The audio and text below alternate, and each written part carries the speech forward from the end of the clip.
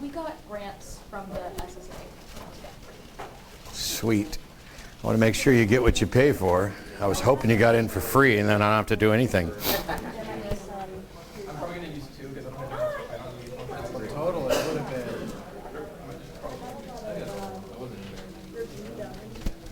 135 and plus the gas per person. Got food on me or my beard shedding, one of the two. Anyone not do that?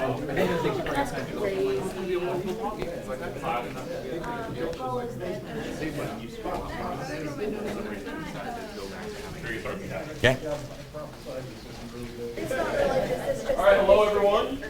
Welcome to Owning Your Debate Skills with Matt Dillahunty. My name is Clinton Herndon from Georgia Southern University. Legendary atheist debater Matt Dillahunty will lead this workshop to help you become a better advocate for your own ideas while understanding common theist claims. Please make sure to fill this out and hand it back to me at the end, and I'll pass one out to him. You're good to go. Sweet. I don't know what anybody was expecting based on that introduction. I'm lazy. I didn't prepare anything. I have about 10 seconds worth of notes here because I've been doing this a while. And I don't want to get up and say, oh, here's how you do debates. You have to do it this way. I'm the one that's right. I know what's going on. So we're going to do two different things here. One is I'm going to talk through a couple of things just to kind of get us started. And then I will be taking questions throughout. You can raise your hand with whatever you're wanting to do. But also, on the day that I left, Thursday, James Kuntz from Modern Day Debates reached out to me and said, hey, Cliff Connectley, who I've debated a couple times, and I've debated his son, a weird little relationship here, he reached out and he wants to know if you would be willing to debate, is Christianity true, on Tuesday? And I said, yes, because they pay me. And I'm like, I'll do that. And so what I figure we'll do we kind of work together on this after I get through little opening spiel stuff, is maybe, because this is supposed to be a workshop, we can all work together to prepare for Tuesday's debate.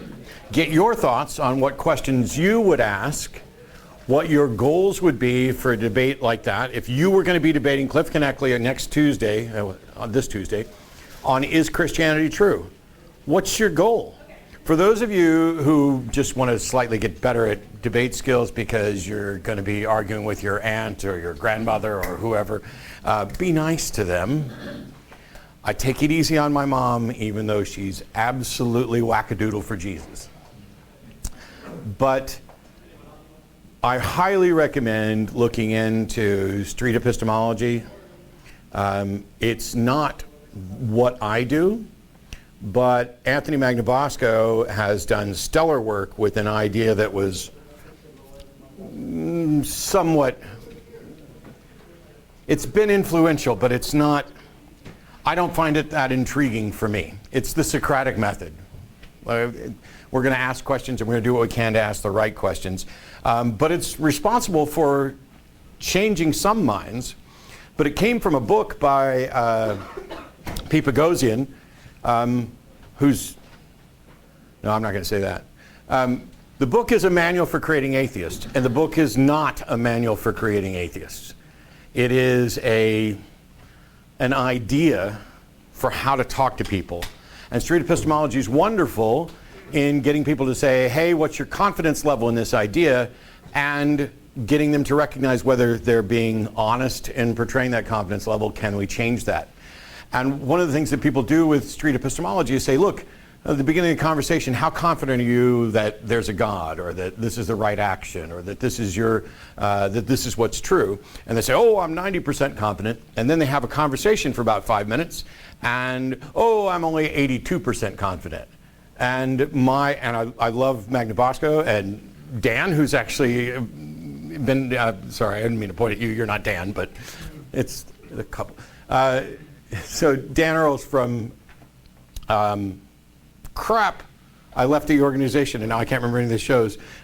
Truth Wanted on the Atheist Community of Austin Shows Network was somebody that Magnabosco talked to as part of street epistemology. It's great for stuff like that, but it doesn't create atheists. And one of the things is that If you ask somebody, how confident are you that a God exists, and they say, I'm 95% confident that a God exists, and then you talk to them for 5 minutes, and you say, how confident are you now? And they say, ooh, I'm 72% confident. Did you lower their confidence rate?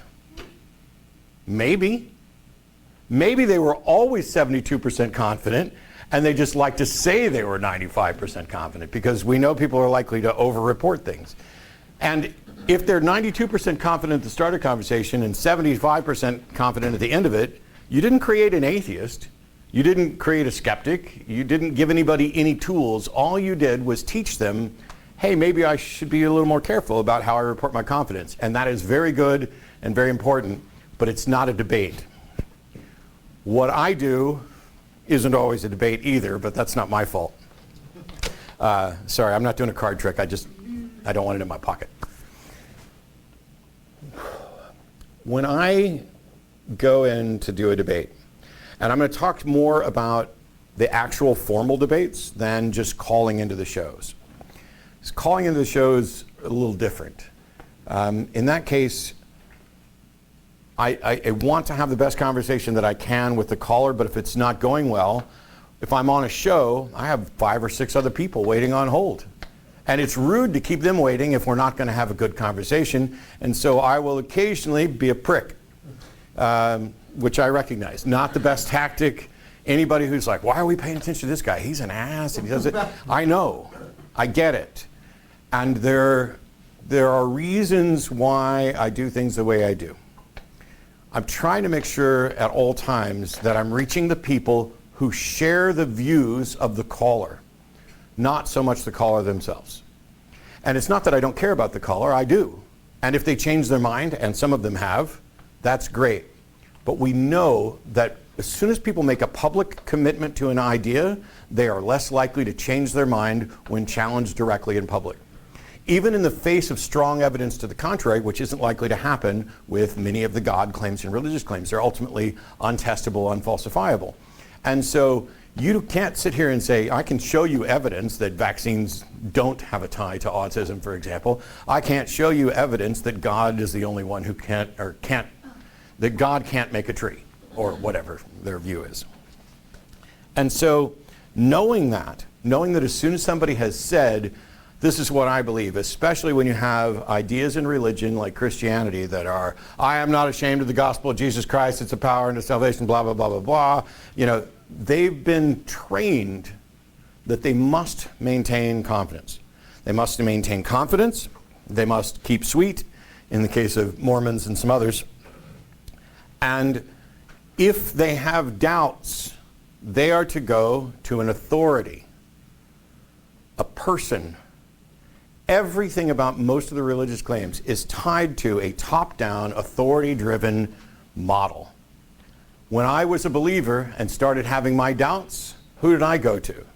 Well, my uncle was a medical missionary and a medical doctor, and the most spiritually wise person in our family. He's the one everybody in the family looked up to. That's who everybody went when they had questions about the Bible or church or anything else. And so I went to him.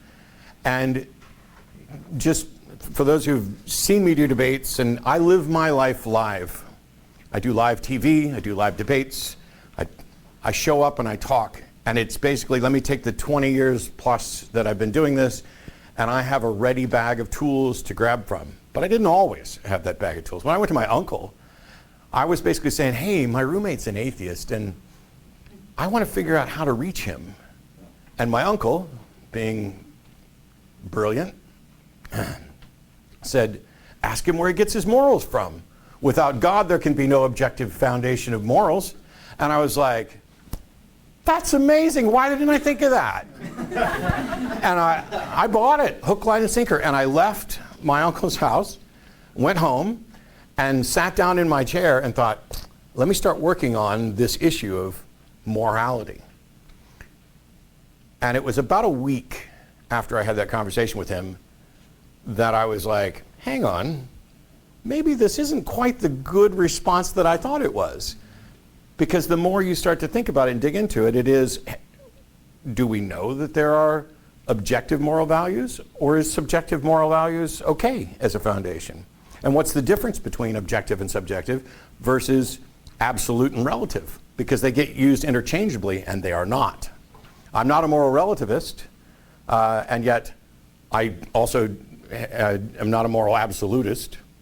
I am a subjective moralist, that morality is derived from the facts of the situation, and that the goals are ultimately arbitrary, but you can make objective evaluations. Chess, as some of you may know, is probably my favorite game and my favorite analogy. Because chess, the goal isn't necessarily to win, although that would be nice. The goal is primarily don't lose. And while we made up the rules of the game, and we changed the rules of the game, adding en passant and castling and things like that, it doesn't matter that the rules of the game were created by us, that they're ultimately subjective in origin. A good move is a good move, and a bad move is a bad move, objectively. It doesn't matter that we made it all up. And if you think this is a good move, and I think it's not, we can sit down and evaluate it, and we're evaluating the consequences of that move with respect to a goal. That's exactly the same thing we do with morality. What kind of world do we want? If I can get somebody to agree on what a better world looks like, now we can have a conversation that moves away from our subjective assessment of what a better world looks like to what goals and actions lead to that. When I'm going into debates, for example, Tuesday I'm going to debate, is Christianity true? It's a terrible topic. It is, and there's a ton of, I've debated quite a few terrible topics. I have a friend, Eddie Tabash, who will not debate the topic, is Christianity, religion, Mormonism, whatever, is Christianity rational or is Christianity reasonable? He won't debate either of those. And it's because, being trained in philosophy, there is a notion that if something is internally consistent, then it's reasonable. So, I'm going to have to stop using Harry Potter as references. So, if Star Trek were internally consistent, then it just is reasonable. And it's this internal consistency that people want to try to apply all the time. And they're like, well, at least you know I'm not in conflict. No, you're not in conflict internally, but are you in conflict with the facts of reality? Because right now the facts of reality suggest that warp drive's impossible.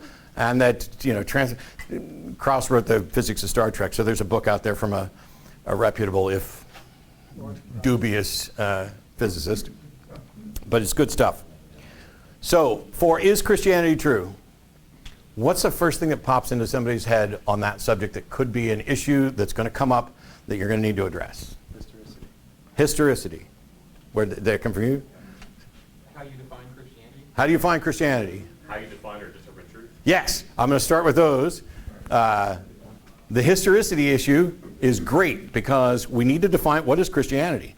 There's over 1,000 denominations that all identify as Christian. Thinking about the topic is the first start in any debate. I don't know, raise your hand if you think you want to do like public debates. Good. The rest of you with your hands not up, you are the smart ones. You will still get something out of this, I hope, but it's, don't get me wrong, I'm happy to have more people debate. It's not like I want to corner the market. I've just seen a lot of bad debates, and I've seen a lot of conversations go better when they're not a big public debate. So the first thing is to deal with the topic. Is Christianity true? How are we going to define Christianity? How are we going to define truth? Well, for me, it's true if it comports with reality. That's not what everybody else believes all the time. There are people with different models of truth, which is why you can have this sort of internal consistency. There are people that I deal with on a regular basis.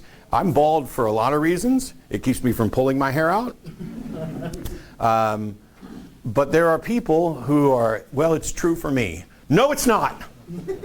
That is not a thing. That is like at the crux of offensive is this notion that it's true for me. And sometimes what people mean by that is something that is real. It is, well, this is what my experience was. This is how I viewed it and understood it. This is how I feel about it, and that matters. And all of those are true. How you feel about it matters. But, you know, not to do Ben Shapiro and the facts don't care about your feelings stuff. They don't. Reality doesn't care how you feel about it. And when people say, oh, it's true for me, try not to have the visceral reaction that I have, and instead say, what do you mean by that? Because what they mean by it's true for me could be very different. What's that? I choose to believe it. Could be I choose to believe it. It could be this is my experience and I don't have any other explanation for it, and I can't deny what I experienced. And in all of those, in that situation specifically, I don't think you choose your beliefs, but that is not a conversation that everybody needs to have. I think you are convinced or you're not. And the notion that it's true for me is often I experience something and I don't have a good explanation for it. Get them to acknowledge that. Because as soon as they say, I don't have a good explanation for it, congrats, I don't either. People call into the shows and they're like, hey, this weird thing happened. What would you say about that, Matt? I saw a Ouija board fly across the room. I don't have an explanation for it. I wasn't there. I don't have a way to investigate it. Do you have a way to investigate it? Because they don't. Unless they got a time machine that I don't know of. They can't go back and look at it. And without that, all you can do is make the best inference that you can and acknowledge that when you don't have an answer, that's the answer. It sucks. I had triple bypass a year and a half ago, and people will often ask, oh, did you think about death and mortality and all that stuff? And I was like, no, actually, it didn't really faze me. It hurt my brother, who was here yesterday, some of you got to meet, and Arden, who some of you got to see on the phone yesterday, way more than me, because they're the ones that were having to live with the fact that I might be dead. If I'm dead, I don't care. I'm done. But I knew when I got to the hospital, everything was going to either be fine, or I just wasn't going to wake up. Either way, cool, give me the drugs. If I see you tomorrow, I see you tomorrow. That's not something that everybody can do or feel, and it's not easy. But when you get to the point where you refuse to say that you don't know, you're done. Because sometimes it's just the right answer. And it's the only answer that allows you to go out and find out what the real answer is. If you think you already know, how much time are you going to spend looking for the right answer? You already have it. This is one of the key things about skepticism, is that the goal is to not be wrong. But what's it feel like to be wrong? Well, it feels exactly like being right, because nobody runs around going, I'm so wrong about this. I'm just so wrong. It's a wrong thing. You think you're right. And so being wrong feels exactly like feeling that you're right. The thing that hurts is finding out that you were wrong. And not so much just finding out that you were wrong. It is dealing with, hang on, I wasn't right about this. Now I don't know what the truth is. What am I going to do then? And that's the thing to remember in the debates, is that quite often your opponent is in that position where they're being put on blast to defend a position that they are supremely confident about, that they can't prove, that may not be testable, and their brain is in defensive mode. And it should be. Finding a way to access that and push on that where they don't shut doors is really, really difficult. So if we're going to debate, is Christianity true? We need some kind of definition of Christianity. Now, I don't get to define Christianity for anybody else. Same reason I don't get to define God for anybody else. If you say I believe in God, I then have to ask you, which God? What are the characteristics of this? How do I know? Because somebody's going to say God is the universe. And then I'm going to hang up because that's a boring conversation.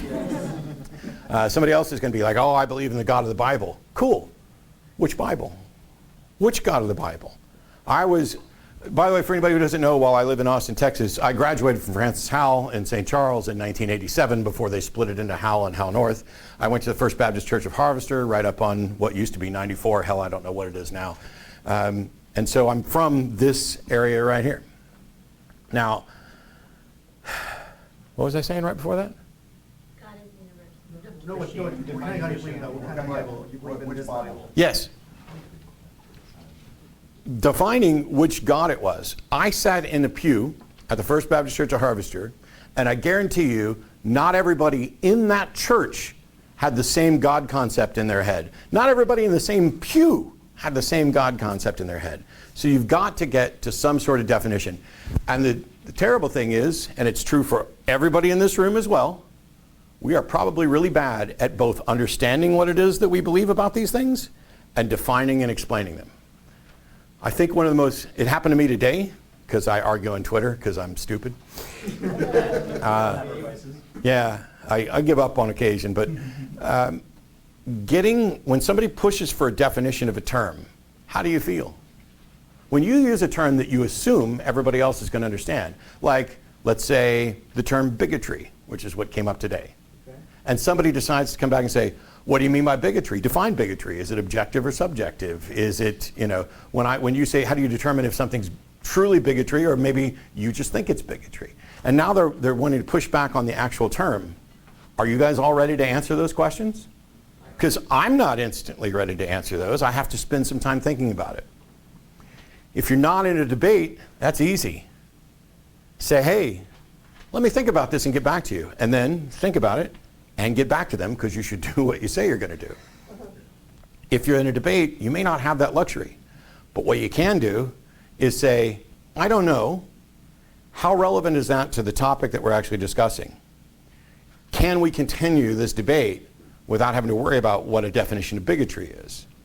So we've got, is Christianity true? Let's just say it's generic Christianity that would fit into most churches. We don't have to go further with the definition. And truth, we're going to go ahead and say consistent with reality. Now you've got to say, why am I doing this debate? Am I trying to convince Cliff on Tuesday? No. I've debated Cliff 3 or 4 times. He might change his mind someday. I really doubt it. I think he's just about as unlikely to change his mind as my mom is. I'm not there for Cliff. I would love to be. For 1 second, but I saw your hand. I'd love to be. One of my favorite debate opponents that ever was Blake Junta. We did a number of different debates. He's a Bayesian, so everything that he did was, let's plug it into an equation and then conclude that there's probably a God, even though we don't have any priors, so I'm just going to make stuff up. But he didn't argue dishonestly. He has some terrible views on LGBT issues, which is the biggest reason we don't debate anymore. Because I just can't. You will probably not see a debate with me up against homophobes and transphobes. Just like I don't need to go to the leader of the KKK to ask his position on human rights. I don't need to give him a platform to debate. I can honestly represent his position, and with saying only a few words, expose just how absolutely shitty it is to anybody that I'm likely to reach anyway. So when I'm doing this with Cliff on Tuesday, what's my goal? Well, my goals are almost always the same every debate, which is why I don't have to do a lot of prep work for these. One is to teach principles of skepticism. 2 is to teach principles of humanism. And 3 is to point the burden of proof where it's fucking supposed to be. You don't get to walk in and pretend, well, we can't explain why the world is here without God, so therefore I win. And until atheists can prove me wrong, everybody's justified in believing in God. No, that's not how the burden of proof works. That's not how reasonableness works. That's not how you're supposed to walk, Matt. You had a question or comment? Can you define reality? Can I define reality? No. But there are some definitions of reality that I kind of like. Reality is the things that don't go away when you stop believing in them. I like that. That's pretty good. But yeah, this is the thing, is you will find opponents who will, I see your Epistemology shirt, so Aaron Ra fan. Aaron loves to point out that if you can't show it, you don't know it.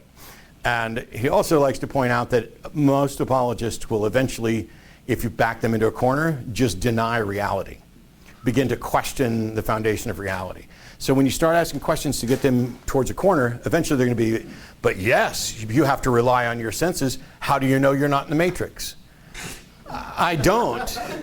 Well, we have no solution to the problem of hard solipsism, so I don't have any way to show that you guys aren't all a fiction of my imagination. But if you are, there's something really wrong with me.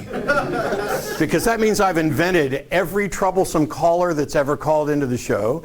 I've written every good book I've ever read. I've taught myself every concept that I didn't initially understand. I've written every song I like and every Nickelback song that I don't like. What kind of weird stuff's going on in my head? But, so is Christianity true? I want to teach skepticism, I want to teach humanism, and I want to make sure the burden of proof's where it's supposed to be. One of the keys is to make sure you're asking the right questions. So, for you guys, next, if you were going to debate Cliff on Tuesday, and by the way, if you come up with good ideas, I'm going to steal them and use them on Tuesday, because why would you never do that? I'm assuming if you have watched something that I've said and found it useful, you should absolutely use it. You don't even have to credit me. I'm not, you can, but you don't have to.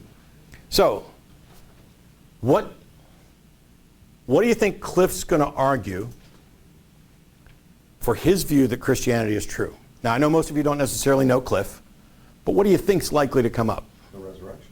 The resurrection? The fact that most people throughout history believe in God and does so many good works in the name of this God and Jesus Christ, there must be extraordinary, at least some, God's in touch with with the majority of humans throughout history. So, an argument from the popularity of Christianity over time? Is he a personal experience type person? Personal experience? Some version of where did it all come from? Where did everything come from? The few times like speaking in tongues and baptism. Yes. So we've touched on the actual lived experience of Christians, of how God has supposedly changed their life, what sort of experiences they have when they're speaking in tongues. We've touched on the origins of the universe, because these things we don't necessarily have good explanations for. And if we don't have a good explanation, why isn't theirs just as good as anything we'd come up with? We're stuck. There are questions that we're not going to be able to answer, and this is what religions do, is they offer answers that appeal. Because, believe it or not, as lazy as I am to not write any sort of workshop list, most other people are even lazier. When I found my way out of religion, I spent years taking stock and inventory of every position I had to see if it was still justified. Because if I'm opposed to murder because the Bible says thou shalt not kill, and I can't point to the Bible anymore, why is murder wrong? People don't want to do that work. We got bills to pay. I got a job to go to. I don't have time to sit here and, is it okay to sexually assault someone who's in a coma? They'll never know. And those questions have come up in debates. By the way, the answer to that and the answer to why do we respect people's wishes about what to do with their body after they're dead is because it impacts them while they're alive. If you live in this sort of society where you know it's going to be permissible for somebody to assault you while you're in a coma or to dispose of your body in a way that you're uncomfortable with, it destroys your quality of life while you're living. Yes, you're not going to notice it when you're dead. When I'm dead, y'all have a party, cut me up, part me out, throw me some. I don't care. But if I knew that was going to bother somebody, I'm impacting their life while they're living it, because they're going to live every day in anxiety and dread about what's going to happen to their body, even though they won't experience it at the time. I'm getting ready to do a big video on consent because I'm going to be debating a Muslim who advocates for child brides, and the word consent was never mentioned in his entire, he debated a Christian, Michael Jones, and they never mentioned the concept of consent. And I'm like, how do you have this discussion without talking about autonomy and consent? All right. So if somebody's going to come up and say, hey, we need an explanation for why there's something rather than nothing, what do we do? God did it. God did it. That's where they're going. Did any entity did it? Still just God or something? But if somebody comes up to you and says, hey, why is there something rather than nothing? Do you have an answer? Why not? I have an idea. My answer is I don't know. I don't know. I don't and you don't either. If you're going to be arguing whether Christianity is true, then you have to have the resurrection. So since he's going to be using the Bible, you can too. Just use the words of Paul who said without the resurrection, Yes. the faith is not working. Yes. I mean, I'll just stick with Just that. ask You it. get, But if you but can't that's not a prove- rebuttal. I'll say if you can't prove the resurrection, then you're completely unjustified. Right. But they think they can prove the resurrection. because there's an empty tomb, right? Hey, I wish I'd have brought my little hat. In Jerusalem, there's two. There's three. Yeah, just ask Three. him to take you to the tomb. Sure, take me to the tomb. The real tomb. But they could take me to a tomb and say, this is the real one and it's empty. And then the question becomes, how do you know? This is the thing. Religionists are squirmy. They have to be. It's not science. There's not hard evidence. They don't have really strong, epistemologically justified, evidence-based beliefs.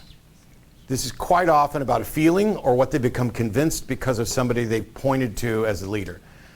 How many people in here used to believe? I guess so. Sure. And how many people in here used to believe in something other than Christianity? Bloop, bloop, bloop, bloop. Cool. I'm going to be Christian focused, but it applies elsewhere as well. Matthew, Mark, Luke, and John, the four Gospels that begin the New Testament.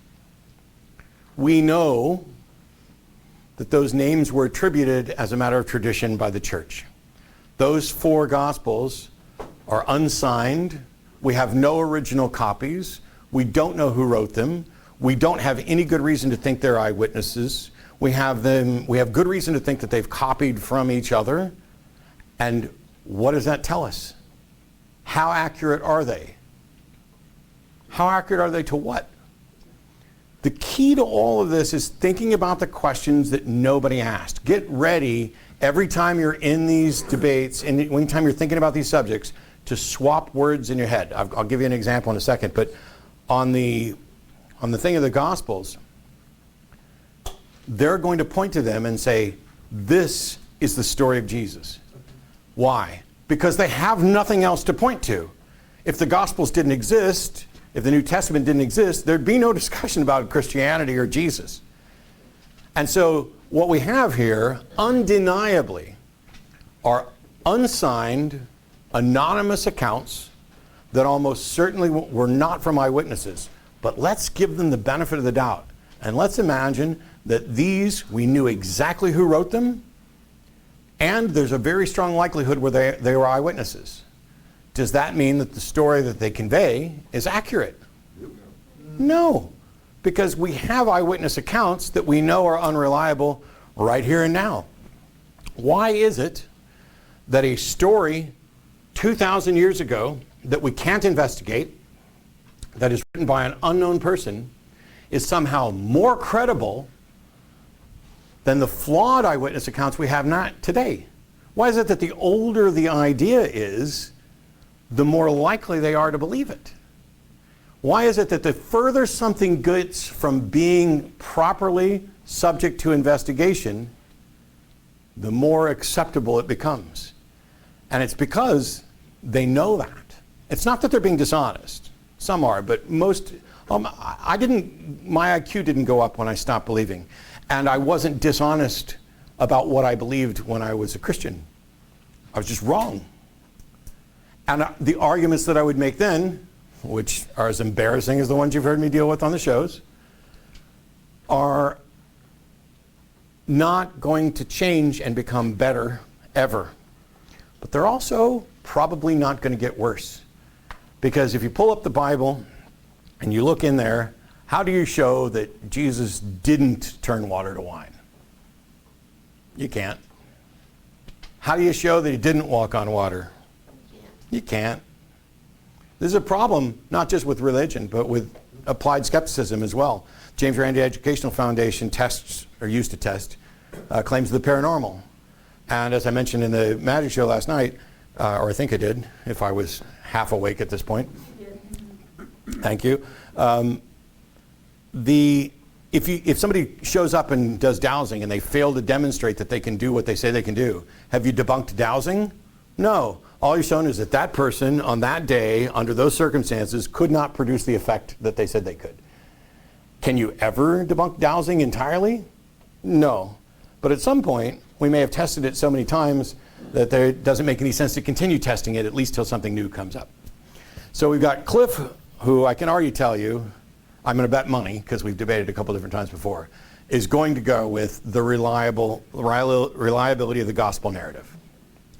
That the inner witness of the Holy Spirit, which can't be shown to anybody else, is going to be his key. If you were in a debate with Cliff on Tuesday, what's the most important thing, setting aside, you don't have to give my answers, legitimately. What's the most important message you would want to get to the people watching? And I legitimately want any suggestions, because if I've missed something and you guys have a message that you think would resonate with the audience, I'm definitely taking it. So. Don't necessarily listen to the voice inside of you, like whatever it is inside of you, as the absolute source of truth. Use external facts to confirm what it is. Yes. So don't rely just on your internal experience. You need external facts as well. And I'll get to both of you in just a second. This is key because anybody ever been in church singing and you feel goosebumps and elated? That's real. And if the people around you say, this is the Holy Spirit is manifesting with us today, aren't we so happy and blessed by the Lord? Praise God. Praise Jesus. Thank you. That's real because it's real. A lot of people don't realize, and it took me a while to figure it out, that the same sort of elation that I would feel in church, I felt from sex, from drugs, from secular music that was supposed to be of the devil. I, listen to Tori Amos and just get lost or whatever. Recognizing that your personal experience, while we may not be able to show that it's untrue, recognizing that it's not true for anybody except that you experienced it is key. Because it's really hard. Ray Comfort, he famously told me to my face that it would be easier for me to prove to him that his wife doesn't exist than that God doesn't exist. That his relationship with God is on higher footing and more real to him than the relationship he has with a real, living, breathing human being. I assume. I've never met his wife. Maybe she's fictional too. Yes? Maybe you could try and point out other historical unreliable narrators. Yes. Equate it to modern day unreliable narrators, even in So for me, the Bible is like a fantasy book. I've read it once, and it seemed I read the King James Version. It just seems like someone who's writing a fantasy story. Don't give away the ending. Yeah. Recognizing, pointing out other examples is great. It's brilliant, because what you're going to do is you say that we should believe this Jesus account because of your scriptures.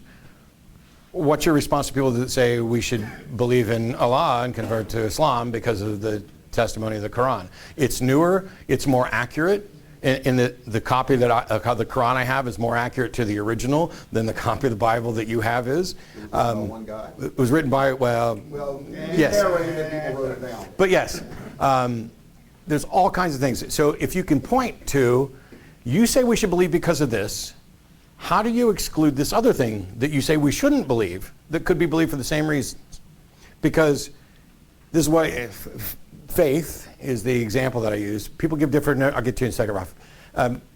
The faith has a lot of different definitions. My favorite one is the one that I invented, which is faith is the excuse people give for believing something when they don't have a good reason. Because if I ask you why you believe something and you have a good reason, you give that reason. And if you don't, then it's faith. But is faith a path to truth? Is there any position at all that one could not accept based merely on faith? White people are better than black people, I'll just take it on faith. Men are better than women, I'll just take it on faith. Cis people are better than trans people, I'll just take it on faith. Yes? I'll ask this question now. If you believe in this Bible, though, it says that this the author that was God ultimately, though, he's the source of all truth, though. Why do you make predictions in the Bible that were clear and inevitable? Saying like the way of the gravity is factor 2, and the way of maximum is factor like inverse square law. Why is there any like clear predictions of the natural world in the Bible? If God wrote it, though, why do we go? Why not just like these parts like the kingdom? Like why are these properties always like so like, what does it mean? Why didn't you get stuff like that in the Bible? They're like predictions about the natural world, though. Why isn't there in the Bible, so whatever this person's name is, though? Sure. Why if God really wrote this book, though? Challenge, and another way to do this whole thing is to say, if God has a message for reality, and the Bible is that message, or the Quran is that message, or whatever you're going to point to as that message, why isn't it clear to everyone immediately? Why is it subject to interpretation? Why are there over 1,000 different denominations that identify as Christian, who disagree on every point of doctrine? Why isn't there anything particularly useful in there? When debating Muslims, which I've been doing a lot more lately, they love to make claims about all the science that's in the Quran, and it's all wrong and bullshit and patently absurd. Everything from, split the moon. Well, the Bible's wrong on stuff. Bats aren't birds. But that's about a classification thing. It's what is it wrong about that's actually important? Why didn't the Bible tell us anything about medicine? Well, it does kind of potentially talk about washing your hands a little bit, but not really in a context of, hey, there are germs. What would ancient Iron Age and Bronze Age people know about, microscopic things? Well, the answer from some apologists is God needed you to discover that stuff on your own. God isn't here to be your babysitter, your handholder. The things of this world are like dirty rags. This existence that you have is a gift from God, and your only purpose here is to live this life so that you can go on to whatever afterlife. If you die today from cancer, that has nothing to do with whether or not God is the God of the universe. That's the kind of answer you're going to get, and I'll counter that. Yes? Yes? The family tree method. They do list the family tree since Adam and Eve. Okay. And then if you go with how long they kind of live, because some of them have the dates. And then you also have facts of Earth of how old certain rocks, animals, and species are. It doesn't line up. Yes. It would be too young. Is he a creationist? He is a creationist. He's not entirely a literalist. But going through the family tree thing is something that can potentially counter it. The notion that Methuselah lived to be 969. They have ways to explain that stuff away. Do they actually believe that? Yes. Yes. Oh, wow. I did. Yes, they do. Yeah, of course they do. When I was a Christian, I believed Some of them try to metaphor their way out of it. it. Yeah, seriously. Because if you think about it, and I appreciate the befuddlement over the notion that they believe this. Not everybody does. Some people will take it more figuratively. Some people take it as metaphor. Matter of fact, I get in arguments with those people all the time. Just like there's Westboro Baptist Church, who's the anti-gay, hateful church, and the gay-friendly churches in San Francisco that I could go hang out at and have a good time, kind of. Which of those churches is more biblically accurate? Westboro all day. The gay-friendly churches are making shit up in epic proportions to just say, let's just focus on love. Love everybody. Jesus said turn the other cheek. The prohibitions against gay sex, that was just backward people who got some stuff into the Bible. I'm sorry. You don't get to go through there and say, we're going to ignore this part. We're going to ignore this part. That you can do that. And the gay church, they're way better. Way better people. They have way better doctrine. They're more fun to hang out with, especially when it comes time to party. But it's still cherry picking. Yeah. And Westboro Baptist Church can say, here's the verse. How do you counter this verse? If a man lies with another man as he lies with a woman, it's an abomination and they deserve to be put to death. Yes? So I think there's maybe a way to skip through addressing the claims of the Bible and trying to disprove them. Like some people have been talking about how you can look through and see how modern science has disproved the Bible. I think you could skip ahead and just say, well, okay, suppose all these scientific claims of the Bible are true. What has contributed more to our understanding of reality? Yes. Modern science or the Bible? Please, on science, doesn't matter whether it's Quran or the Bible, please point to one scientific truth that was discovered in that book. That never happens. What happens is science makes some discovery and somebody goes back to their book to see how they can make it fit with that.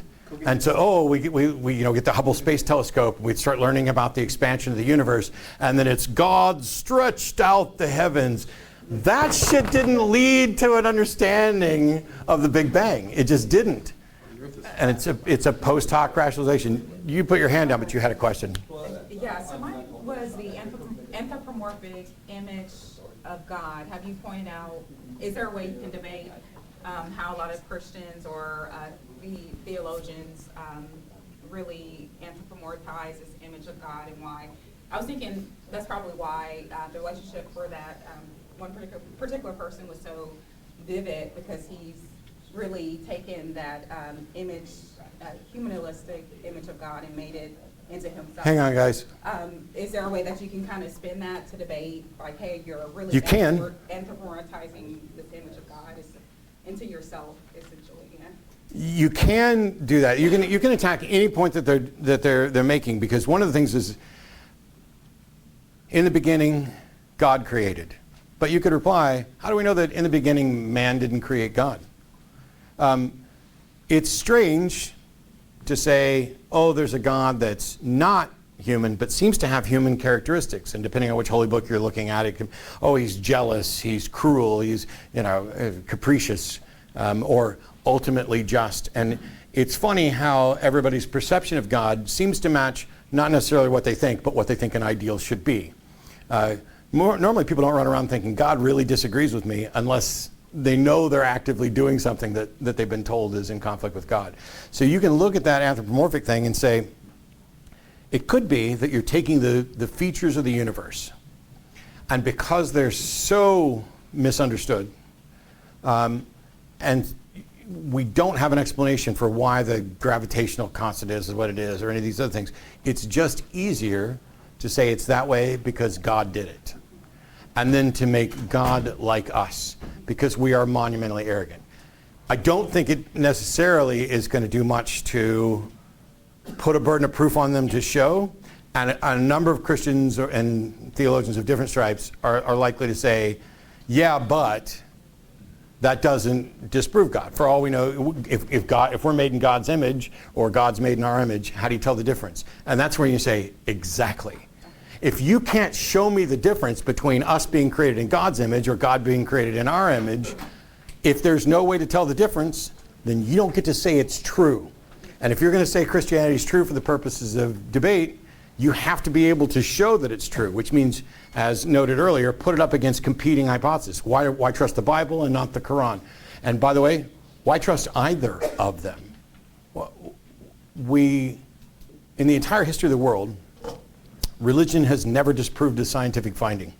Only better science does that. In the entire history of the world, no supposed religious prophecy has ever been demonstrated to actually be prophecy and come true. We have no hard evidence for any God. What we do have is a massive collection of people who are sincerely convinced, who are probably well-meaning and probably decent people. Not always, but most of the time. The people that I went to church with in St. Charles here, they're not evil. Even the ones who I think have incredibly evil ideas, even the ones who are nowhere near as progressive as I might be, but as I think they should be. People, oh, it's like my mom. I keep using my mom. I'll get to you in just a second. My mom's dad was racist. I learned my first racist joke from my grandpa. And it's not even terrible. It's just demeaning and kind of diminishing a particular group of people. And I had no idea. But my mom hated the fact that her dad was racist. And yet, the first time there was an interracial couple at my mom's church, my mom was very opposed to that. Until she met them. And then they're just a nice couple. Black man, white woman. They're loved by Jesus. They're in my church. Didn't ever admit that she was wrong about her previous position. Didn't admit that it was racist. It was just, well, I thought it might be just difficult for them in this society. Yes, it's difficult for them because of people like you, Mom. But then she called me when she was living in San Antonio, and she got in a car accident, and I kid you not, I was on the phone with her, and she said, yeah, it was one of those people. And I was like, what do you mean? Bad drivers? Arab. Oh. And I was like, that's pretty racist, Mom. No, I'm not racist at all. I've never done or said it. Yes, Mom, that's racist, and here's why. And I explained it to her. And to her credit, she's like, Well, I'll have to spend some time thinking about that. And she hasn't done it again. But it was eye-opening for her to realize that the same bigotry that she saw in her dad and didn't like, she was actively engaged with. Clinton. I don't know if you would or could use this in a debate, but I find I've had a lot of different heated debates with my close friends, and I've changed my mind on a lot of things. Me too. And it's because they've had good reasons, things that would convince people to change their mind. And I feel like whenever you debate a lot of Christians, they don't use arguments that would change people's mind. They use things that just try to reaffirm their beliefs. So Yes. I'm talking like teleological, cosmological arguments. These are not arguments that would ever convince anyone, oh, you know what, God does exist. These are just things that are philosophical thought experiments. So Yeah. why don't they use, why don't these arguments that might actually try to convince someone, why do they? They don't have them. If there was hard evidence, which is what you would expect people to use, they would use that. But don't they realize the fault of these, the cosmological argument is not convincing to anyone that doesn't already believe. Yeah, it can be. A couple of the biggest arguments that seem to convince people, I'm not a fan of the problem of evil as an argument against Christianity or other religions. I understand it's incredibly impactful, and some people in this room probably stop believing in part because of the problem of evil, or the problem of excessive suffering, or however you want to phrase it.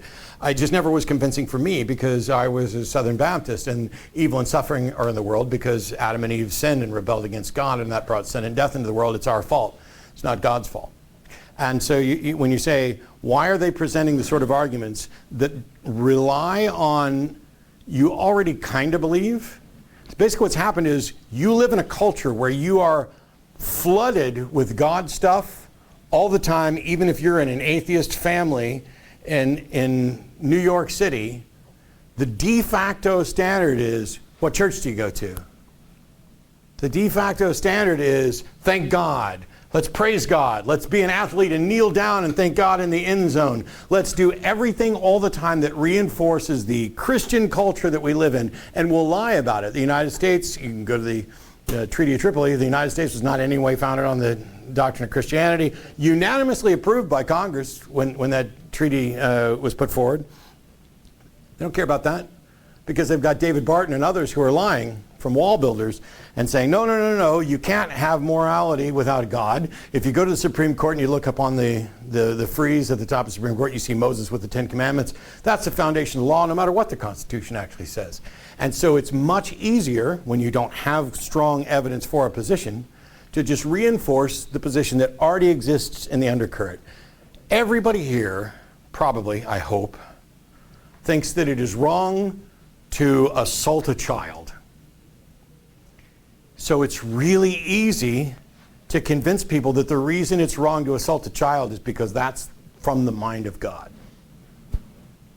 You already have them halfway there. There's a Muslim imam, and we only have a few minutes left, and I'll try to get to everybody. There's a Muslim imam who famously said he'd much rather engage with an atheist because the atheist says there is no God, and the Quran says there is no God but Allah, so atheists are already halfway there. It's clever, it's funny, I like it, but that's exactly what they're doing that you're talking about. It's easy to convince people that the thing that they already believe has a justification and a grounding. And when it is something that is believed by the overwhelming majority of the population in some form or another, you're an outsider. Well, everybody in this room who's a godless heathen like me, we aren't just the minority. We may not be the minority forever. We are a marginalized, maligned, misunderstood, and misrepresented minority. Now, I'm the beneficiary of a fuck ton of privilege. It's just a fact. In almost every category except religious belief. And in that one, I am definitely maligned all the time. It's just that all my other privilege outweighs it. So I can just be like, yeah, go ahead. Come on, talk shit at me. Oh, you're a godless heathen. You want to kill babies and eat them. No, I don't want to eat them. I'm half vegan. Yes, sir. I certainly acknowledge that the problem of evil is a difficult and thorny one. But we have these stickers good about God. Yeah. To affirm the issue, the assertion that there can be good apart from an ultimate authority. And it comes up Yep. And the quote was given to me, Russian philosopher Dostoevsky, 150 years ago. If there is no God, anything is permissible. In other words, there is no good, there is no evil. But this was saying there is such a good. But what you said earlier, when you found your way out of religion, you still had to deal with the issue of murder. Yep. How? How? Great. And we'll probably end on this because I think there's something else starting in like 4 minutes. Yeah. I sat around and said, if morality is about anything, and Sam Harris kind of did this too, if you read The Moral Landscape, he and I are talking about the same thing. As a matter of fact, I gave a lecture on the superiority of secular morality for about a year, and then Sam's book came out, so I kind of stopped. What do we care about when we talk about morality? We have some concept of right or wrong, something feels right or wrong, but what we really care about is we want to hold people responsible for what they do. And in a world where there may or may not be free will, there's probably not in the way most people think about it, how do we do that? We have to have some foundation by which we can say, hey, and I know you had your hand raised, I'll have to get to it probably afterwards. We have to have some foundation to point to. Well, you could point to a God, but then everybody's pointing to different gods and different holy books and all this. There is no problem with a secular moral system that is in any way solved by appealing to a god or a holy book. Well, you have no way of saying what's right. Neither do you. Well, I have a god. They have a god. I have a holy book. They have a holy book. You guys do. So I ground when I talk about morality in the well-being of thinking creatures. I care about what happens to humans more than I care about what happens to snakes, even though I love snakes. I got like 60 of them. We breed reptiles, for those who didn't know. I care about what happens to humans first because I am one. I'm absolutely speciesist and biased. But at the end of the day, when we're going to talk about whether or not human actions are good or bad, we're always comparing the outcome of those actions with respect to a goal. And as long as you and I can agree that we share a goal of increasing or stabilizing and not decreasing the well-being of humans, it doesn't matter whether you call it morality or ethics or whatever. If people want to say, no, morality comes from God, Matt, what you're talking about is just generic well-being. Cool. Then I don't give a shit about morality. I care about well-being. Do you care about well-being? Because if you do, then we can have a conversation just like we did about chess, where as long as we agree on what the goal is, we can now have a conversation that removes our subjective analysis from it. We don't have all the right answers on morality, and that's the goal for morality, for secular moral systems, is to get better at getting better and finding out what is better. And if you begin with, let's say 3 simple concepts: that life is generally preferable to death, that health is generally preferable to sickness, and that pleasure is generally preferable to pain. You could just have those 3 as a foundation, and when they come in conflict with each other, like when is life still preferable when I'm in constant pain, those are the difficult moral questions. Pretending that there are other questions that aren't that aren't soluble is the problem. And on that, I apologize, but there's like a minute left before the next thing starts. So thank you all so much. I'll be around today and tomorrow. If you have other questions, don't be afraid to come up and ask me.